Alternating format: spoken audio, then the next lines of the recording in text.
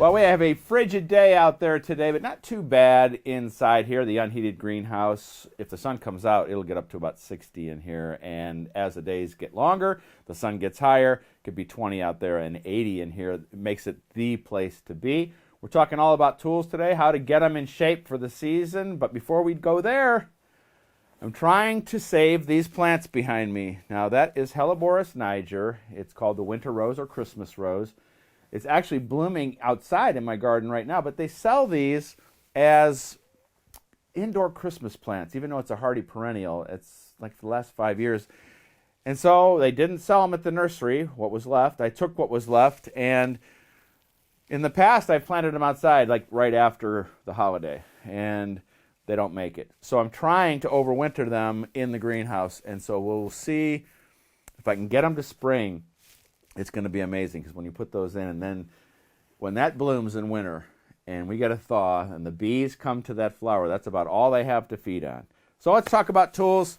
Before we talk about getting them all in shape, I'll show you a couple that I love. Now, when they first sent me this little root assassin shovel, I laughed. It has become one of the most popular tools in my garden. I kind of use it like a big trowel. It's very lightweight. Tough as nails. It has this serrated edge here. And then we've got our soil scoop. I use this as opposed to a trowel a lot when digging, when also, getting some soil or compost and moving it. This will also need sharpened. This little guy, Cobra Head Mini Weeder, and they say this is kind of like a big fingernail. And I started using this when I broke my wrist probably 10 years ago. Never used a hand weeder before. And I love it for getting in and out of little places. This one will not need sharpened because it's already been done. These pruners are from Dram. They're called Color Point pruners, and I love them. I love the color because I always leave these in the garden. Now I can find them. And I love this little button that they stay open when they're supposed to be and stay closed when they're supposed to be. And these also come from Dram. I love these pruners as they extend to get a little higher up. So let's talk about getting them in shape. I do use a lot of my grandparents' tools. This is my grandparents' trowel, and we'll start with that. So it's important that your shovels and hoes, pruners, trowels are sharp. They will last longer, and also it will make your job easier. This tool is called an AccuSharp, and I have been using it for 30 years. It's I think cheaper now than when I bought it in the 80s. And all you do on something that has an edge like this, the shovel, the hoe, this trowel, is just run it right along the edge like that. And it'll put a little sharp edge on there and make your job so much easier. I'm going to do it on every shovel that I have today. Again, what else are you going to be doing except working indoors on houseplants and stuff like that? This is a good job to do now, and your tools will be ready. We'll be working on the wooden handles too and show you a couple other things. So first, Grandma's trowel. You can see it just shaves a little bit of metal off there. It gives you a nice edge. And put a little edge on this root assassin. Yeah, that looks good. I did my best to get the dirt off these with a wire brush, but it is a garden shovel. So we have our trowels and our shovels, anything with that double-sided blade that we can sharpen with the AccuSharp. But for a bypass pruner, which means the blades bypass each other, we don't use the AccuSharp. We use a sharpening stone. I put a little bit of oil on here, which was a recommendation from a reader, and we've got a very fine edge and a coarse edge. We start with the coarse edge, and we just look at where the angle of the blade is here, the sharp part, and we just kind of run. That's perfect. And this will sharpen that. There's nothing more important than having good sharp pruners, and I'll do this about twice a year.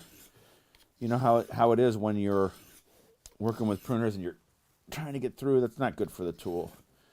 We'll put a nice edge on this, and then I'll flip it and put my fine edge on.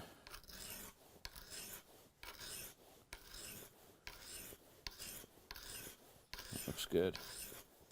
This is actually my grandmother's pruner. We'll do the same thing on these dram pruners. You just want to make sure the angle is the same as what it was on here. This looks pretty good. Make our jobs a lot easier this spring.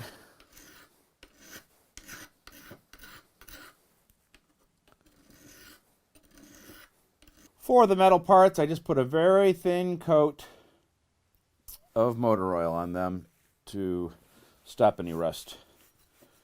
And after we get the metal parts done, we'll start working on the wood. And I'll tell you what, this does wonders. You got a tool from the 30s that is still working in the garden today. When you do buy tools, buy the best you can afford, and hopefully you can pass them down to the next generation.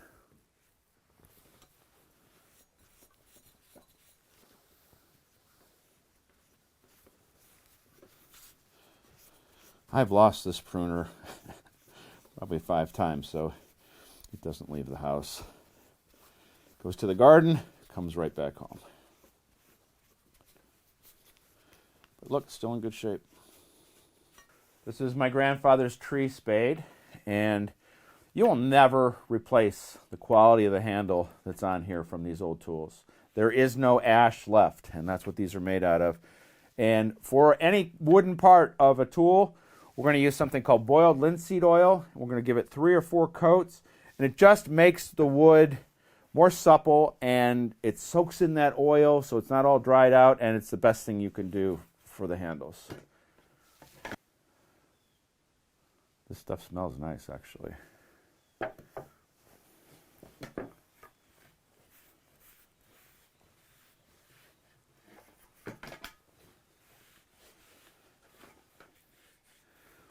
Said we'll let this soak in, and we'll do it a couple more times, and I feel good about these tools and making them last. All right, let's finish up. All right, oily rags, we can't leave them like this. I will put these in a 5-gallon bucket with some detergent and work the oil out of them.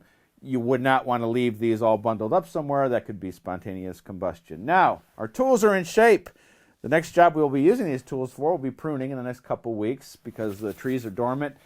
Follow me online at everybodygardens.com. We've got lots of fun stuff there, and that's where you can join my Seed of the Month Club. Until next week, I have a few more tools I can work on. We'll see you then.